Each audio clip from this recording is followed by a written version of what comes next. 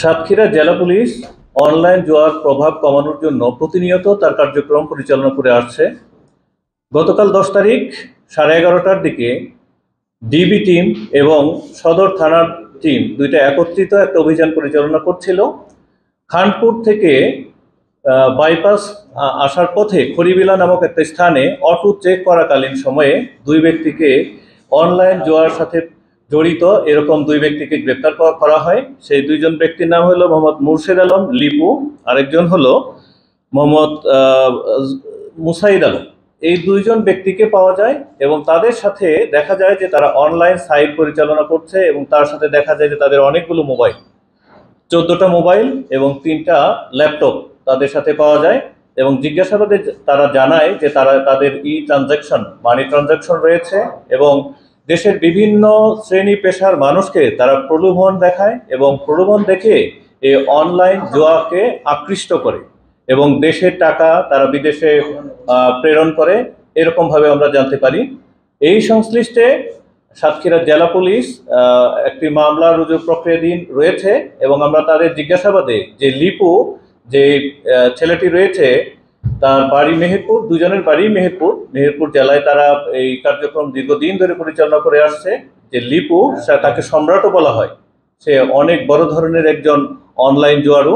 তাকে জিজ্ঞাসাবাদ করে আমরা জানতে পারি 2021 সালে তার নামে আরও একটি মামলা রয়েছে, যে মামলাটি সিআইডি তদন্ত করছে। সাতক্ষীরাতে বিভিন্ন সময়ে আমরা অনলাইন গ্যাম্বলিং এর মামলা রুজু করেছি। শ্যামনগর থেকে মামলা রুজু হয়েছে, সাতক্ষীরা সদর থেকে মামলা রুজু হয়েছে।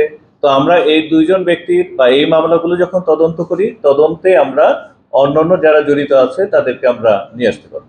অনলাইন গ্যাম্বলিং এটা একটা সামাজিক আন্দোলন হিসেবে নেওয়া উচিত। সকল শ্রেণী পেশার মানুষের উচিত হলো এর বিরুদ্ধে যুদ্ধ ঘোষণা করা।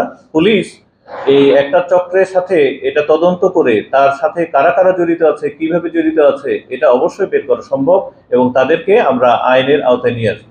সাতক্ষীরা আসলে তারা তো নিরাপদ গন্তব্য খুঁজে, এরা বিভিন্ন জায়গায় অবস্থান করে, এটা সুনির্দিষ্ট কোনো জায়গায় থাকে ঠিক এরকম না।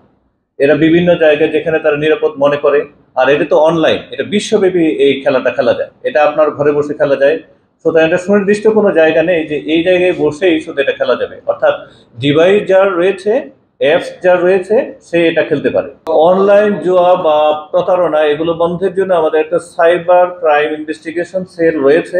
সেই সেলের মাধ্যমে আমরা বিভিন্ন সময়ে বলে থাকি এবং সেই সাথে আমরা বিট পুলিশিং এর মাধ্যমে আমরা বিভিন্ন জায়গায় মানুষকে সচেতন করার জন্য আমরা প্রায়শ বলি। আমাদের অফিসার ইনচার্জ যারা রয়েছে, সার্কেলের এএসপি, এসএসপি যারা রয়েছে, এবং আমরা নিজেরা বিভিন্ন জায়গায় যে মানুষকে এটা উদ্বুদ্ধ করার জন্য, এটা বন্ধের জন্য, এবং এটাও বলি যে সকল শ্রেণী পেশার মানুষকে এগিয়ে আসতে হবে এই অনলাইন জুয়া এটা বন্ধ করার জন্য, ইনক্লুডিং যে আমাদের সাংবাদিক রয়েছেন, সুধী সমাজ যারা রয়েছেন, সকলের সহযোগিতায় এই অনলাইন গ্যাম্বলিং এটা বন্ধ করা সম্ভব হবে।